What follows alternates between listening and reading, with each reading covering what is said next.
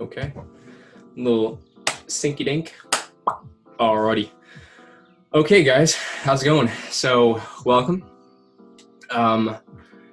Just wanted to share with you guys my thoughts. So, I think this will be the first episode of my meditations on certain topics. So, today's topic is going to be on the beginner and where the beginner should start, essentially. So, when it comes to this journey, there are a lot of different paths that you can take. There are a lot of different resources that you can look into that can help you. There are also a lot of different paths that are unfortunately not as truthful as you might think they are. And unfortunately, more often than not, a lot of the paths, especially in this health and fitness industry, they do tend to lead awry. And when you trace this footprint, so to speak, it all kind of comes back to one spot, and that's money. So you really want to be wary of the people that are trying to push products down your throat, the people that say that they have the answer, the people that say, oh, no one else has this, or they've, no one has, quote unquote, figured something out that's new so far. Everything has kind of been redone or revamped in some sort of way. People put little spins on things and things like that, but it's something that you shouldn't necessarily get too caught up in, and that getting caught up in the minutia of things won't get you nearly as far as just focusing on the biggest stones that you need to move, so to speak, or to get those biggest stones in place, so that you can have a proper, or get those steps in place so that you can have a proper path to your goal. So where do we start? I have already mentioned this in a talk on Instagram. I had said, full disclosure, guys, if you're just starting off, I would strongly suggest you get yourself a coach, a mentor, a teacher, and that goes for literally anything, across any in any field, any spectrum, wherever you look. If you want to learn something new, or you want to increase your proficiency,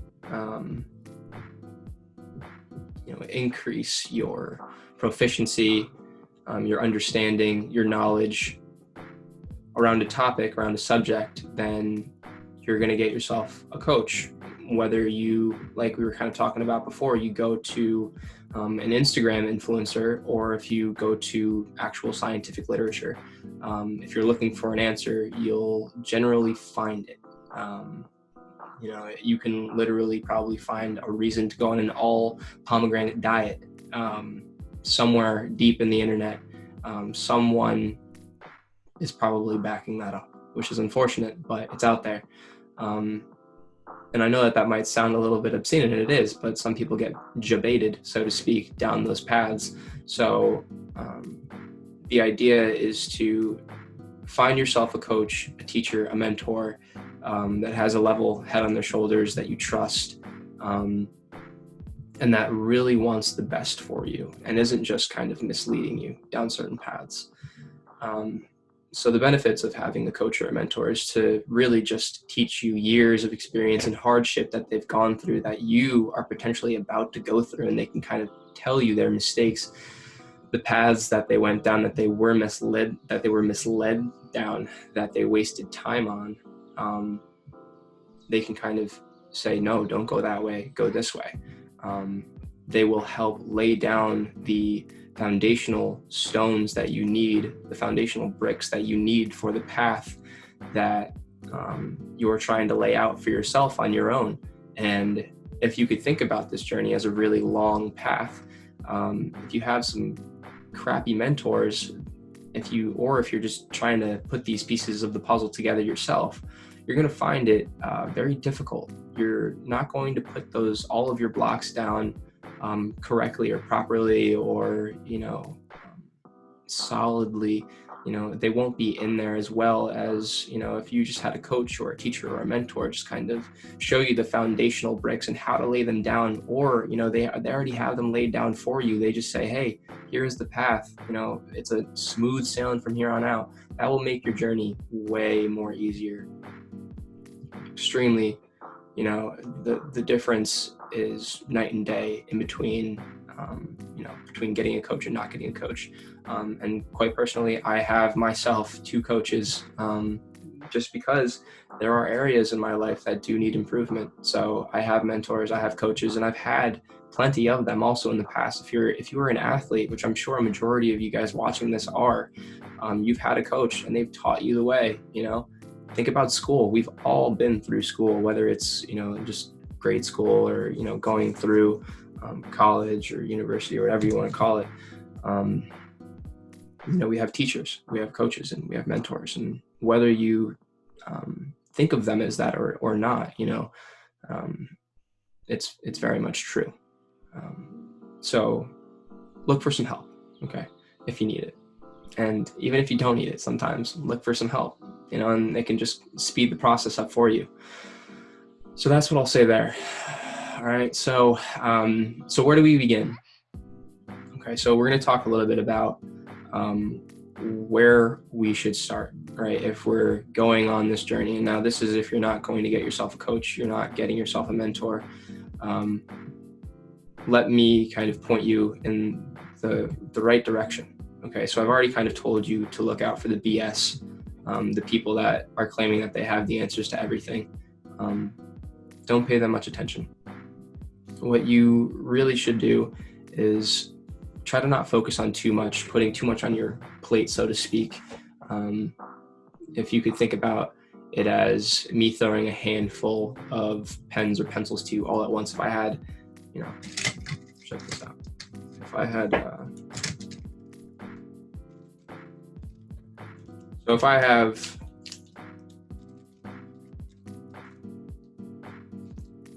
have this many pens, right? I have 2, 4, 6. I've got 8 pens in my hand, right?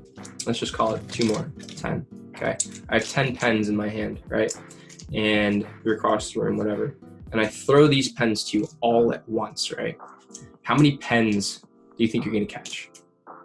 Probably, 2, maybe 3, 4 if you're lucky, right? That's 40. That would potentially be, that's like 20%, right? So that's not a very good percentage of pens caught. Now, the less variables you can focus on. Now, I threw 1 pen at you at a time now, right? I threw 1, 2, 3, right? I'm throwing these pens to you individually, and you're able to grab them, right? And after the 10th pen, I've thrown you 10 pens, and how many pens do you have now? And you've been able to catch them and manage that easily, right? You've caught 10 pens, and that is a 100%. So what I'm going to say is, don't overwhelm yourself when you're first starting out. Don't give yourself too many things to focus on. And I'm going to tell you exactly what you need to focus on. Some of the obvious things: your diet, your nutrition, right? And then you've got your training. You have aerobic and anaerobic, cardio and weight training. And then you've got certain habits, right? So it's like your sleep schedule, how much you're moving throughout the day. Do you have any poor eating habits? But that would also kind of tie into diet and nutrition. So those are the things that I want you to focus on. That's it. Just a few pens, 2 or 3 or 4 maybe, not 10. So take your time with these things. Compartmentalize them. Separate them into these categories and then tackle them individually, bit by bit, slowly. Okay, that is the objective, slowly but surely. So let's talk about training, okay? And what everyone wants to kind of talk about first, right? The actual training, anaerobic training, the weight training, okay?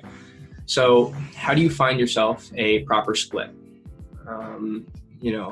Well, it's all going to start off. There are a few things that you want to think about. And I think you should start with, what can you manage? All right. So if you can only manage 3 days in the gym or 3 days working out at home because you're a police officer or you work in the military, or you have a desk job, right? Then you only have so much time, if you're busy. if I gave you a 6-day split, obviously I wouldn't do that, but let's say you had a bad coach, or let's say you just tried to make yourself a 6-day split, but you can only work out 3 days a week. That's just asking too much of you, and you're trying to fit a square peg into a circular hole, and it's not going to work, and you're going to push it, and your adherence will dip. And in that, your motivation will dip, and you'll probably just drop out. And that is the fact. So what you need to do is just figure out the proper amount of days that you can work out. So if it's 3, it's 3. If it's 2, it's 2. If it's 4, it's 4. If it's 7, it's 7. Wouldn't suggest 7, obviously, if you're starting out, but that's something to control. And if you don't know how to control that, again, get yourself a coach and he can help you control that. I'm going to talk a little bit about that though. So figure out the amount of days that you can do. If you have a 3-day a week, if you have 3 days available for yourself, a 3-day full body split is something feasible. 4 days, I'm thinking upper lower, AB, and then 6-day split, I'm thinking push pull leg, obviously. And you want to take your time with these things and gradually increase the amount of volume that you're doing, gradually introduce yourself into program, because I do believe in program progression as well. Typically beginners don't need too much,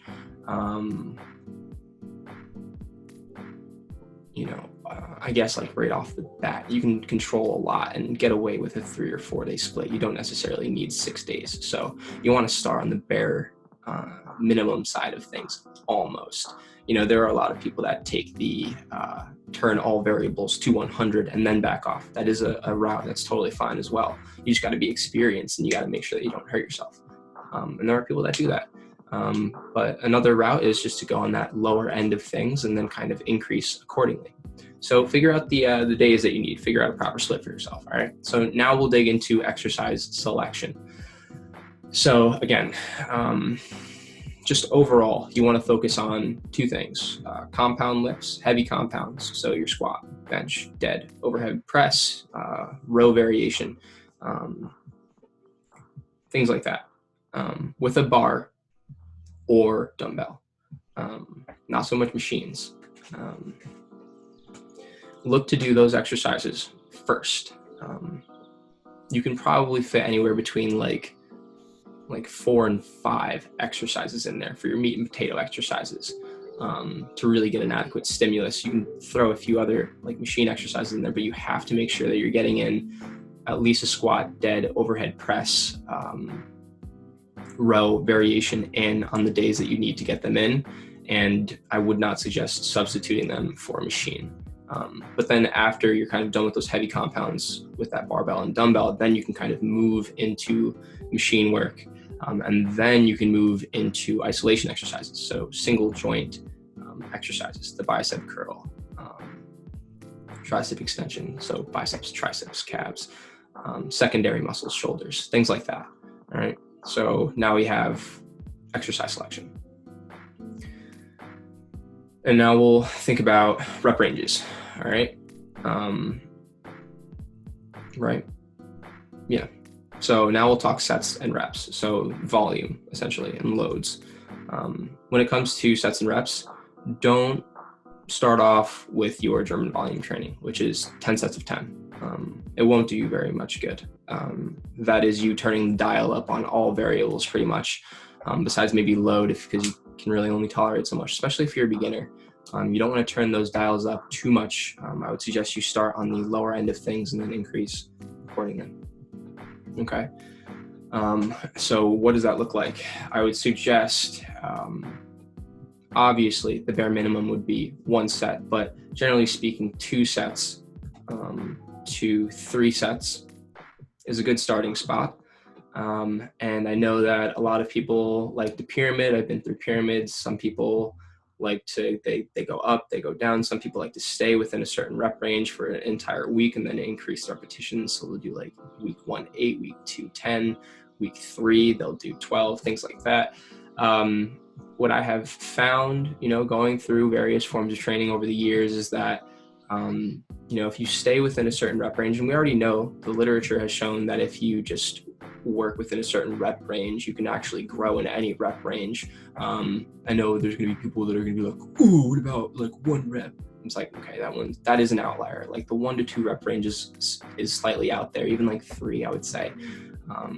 But you would get an adequate stimulus from that. I would say the 1 rep range is like, okay, maybe you wouldn't get as much of a hypertrophic stimulus as much as you would get maybe a neuromuscular or a strength gain from that.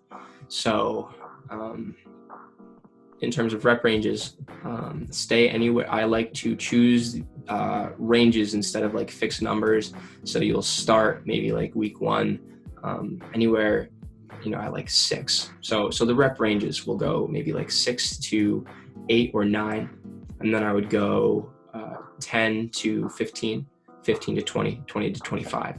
And then generally speaking, you start on the lower end of those rep ranges. So you've chosen the amount of sets you're going to do. You've chosen those ranges that you're going to be within, maybe the 6 to 8, maybe and then the 10 to 15, right? So you've got 2 sets, both of that. Week 1, you hit the load, whatever load you've chosen for a set of 6, right? Week 2, you hit that top set at 7. Week 3, you hit it for 8. Load stays the same. And then same thing with your back off set on that second set, which is your 10 to 15. You do 10 week 1, 11 week 2, 12 week 3, so on and so forth, just kind of fighting for repetitions as you're, as long as you're keeping up on your recovery and you're eating well, those numbers should track up accordingly. And then once they kind of plateau, we have plans for that. So take a little deload, generally speaking, probably for another video.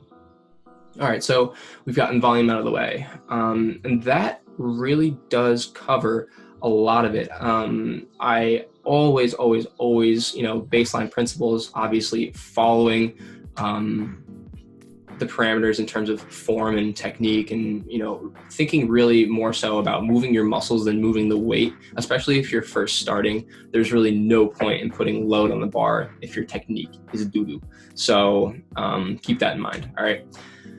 All right, so let's talk about cardio for a second. All right, so when it comes to cardio, I like to think of cardio one of 2 ways: just increasing NEAT expenditure through walking. And now I wouldn't really consider that like cardiovascular endurance or pushing that unless you're extremely deconditioned. Most of my clients are not at that level. All of my clients really aren't at that level where a walk is causes labored breathing and a really intense increase in heart rate. Granted, if they were taking maybe brisk walks, they would kind of challenge things a little bit there. But generally speaking, the walks are just kind of relaxing walks, just getting those steps in, increasing the NEAT. In terms of cardio, though, increasing the cardiovascular endurance, I do think it is something that is very crucial, especially for someone that doesn't focus on it. It is good for you, and it will help with it will strengthen that system, the cardiovascular system, and you'll find that you'll handle metabolites so a little bit better. So that's just like the end product of fatigue when we kind of work out that burn. So let's focus on cardio just a tiny bit more. And that really could just look like with my clients, I just make sure that they're doing they're pushing their heart rate every single day for at least 10 to 20 minutes. If there's someone who is a little bit more springy and they enjoy running, and as long as they don't run into any effects, within their, their knees or their ankles, or, nothing kind of acts up, so to speak, then generally speaking, I'll kind of like let them jive out with that. So I would make sure that you're pushing your heart rate, you're pushing that cardiovascular endurance at least once every day. Whether it's like a little 10-minute jog or something like that. Just get that heart rate up, kind of challenge that. And then if you really want to improve things, then you can really think about scaling that up. So that is what I would say in terms of cardio. The other way to look at things is cardio accumulated over a week span. So how much cardio are you doing in that week, whether it's low, moderate, or vigorous? There are recommendations, but the recommendations are recommendations, and there are always outliers. So the ACSM will suggest 120 minutes, but like I said, like the whole credentials thing, the certifications, it's all boo to me, because when it comes down to the field, everything is different, and there's a lot of difference between clients and between athletes, and you need to treat them each individually. The recommendations are of course good though, just anyone going from 0 to 120 minutes they would obviously see improvements in their cardiovascular health, and there's nothing wrong with that. But a recommendation is simply a recommendation. It doesn't mean that it is necessarily the end all be all. And if you don't do that 120 minutes, you're going to explode or put on mass amounts of weight. Okay. So that's cardio. And then, like we were kind of talking about with NEAT, if you're someone who doesn't move at all, like you could do your 30 minutes and still only get like 3,000 steps in that day. So make sure that you're getting at least a good amount of steps in. If you're someone who's getting 2,000, and I would suggest you get no less than 5,000. So start there. Like, again, ACSM would recommend 10,000, but you got to start somewhere. If you're someone that's only walking like 1,000 and, you go from the couch to, what are you going to go from the couch to 10,000 steps in a week? It's not happening. So just take things slow. Honestly, that's how it goes, guys. You got to work with what you got, and then you just keep going up from there. So that will cover training, guys. So what can we do in terms of our nutrition? So here are my principles, right? If it trotted, if it swam, if it flew, or if it grew. Every time I say this, I love it. I love it more and more each time. You can eat it, okay? So if it trotted, if it swam, if it flew, if it grew, you can eat it, okay? If it came out of a box, a bag, it's been prepackaged, it's been processed, it has been packed with preservatives to increase its shelf life, you should probably stay away from it, okay? So that is basically that. In term to help you out a little bit more, I would say look at what you're eating now in terms of each meal. So make sure that if you're someone who eats throughout the entire day, I'm going to tell you why it's bad to do that.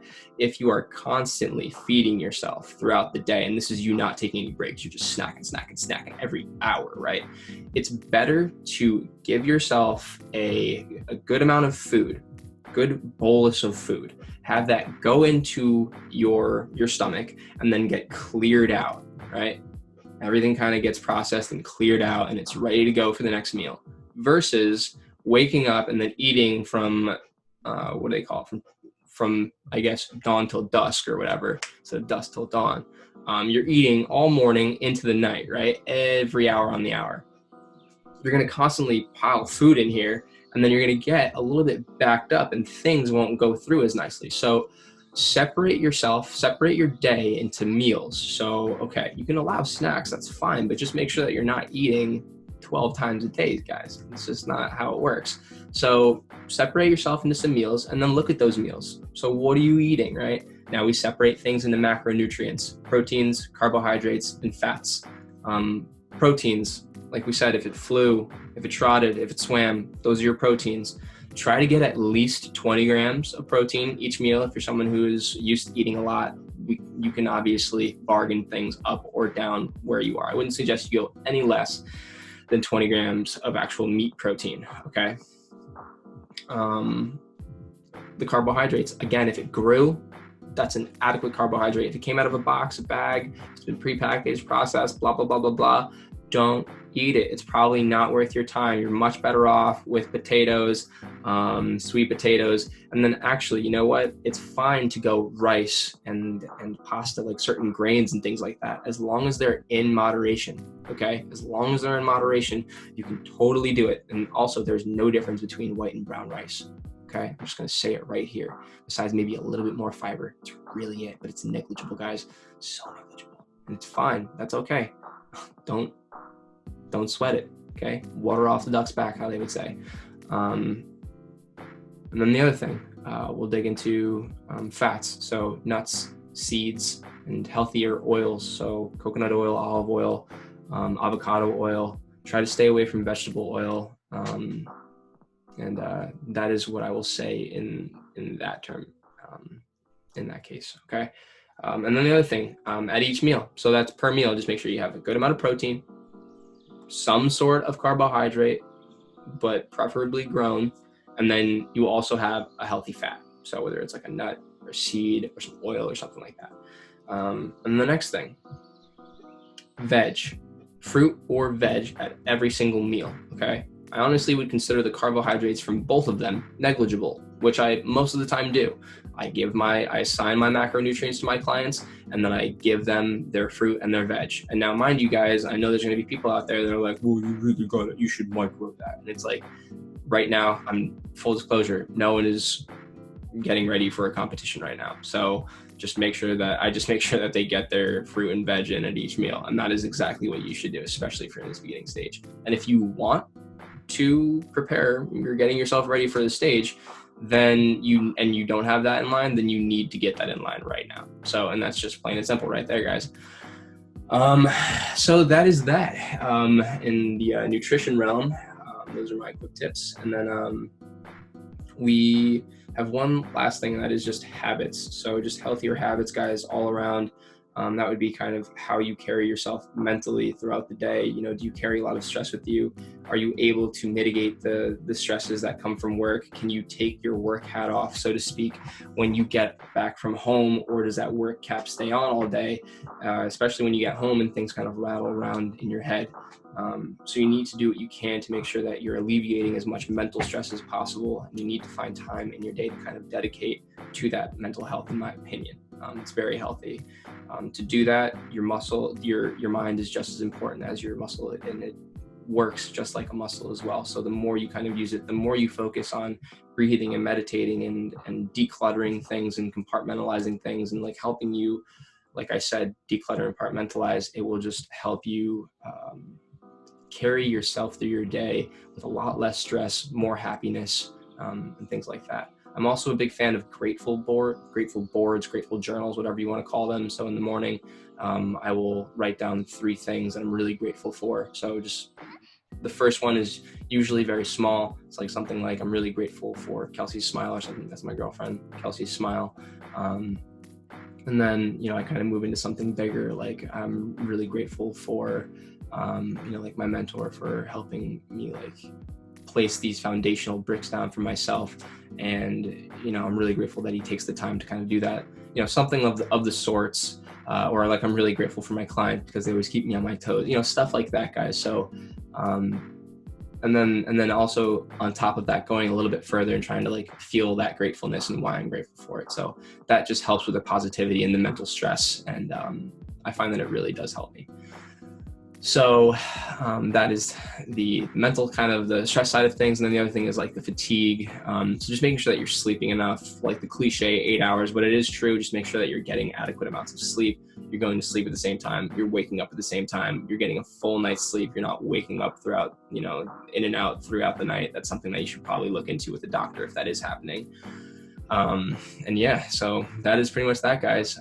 Thank you for watching this first meditation video on kind of what the beginner should be doing. I really appreciate it. I hope you guys have a great day. Peace.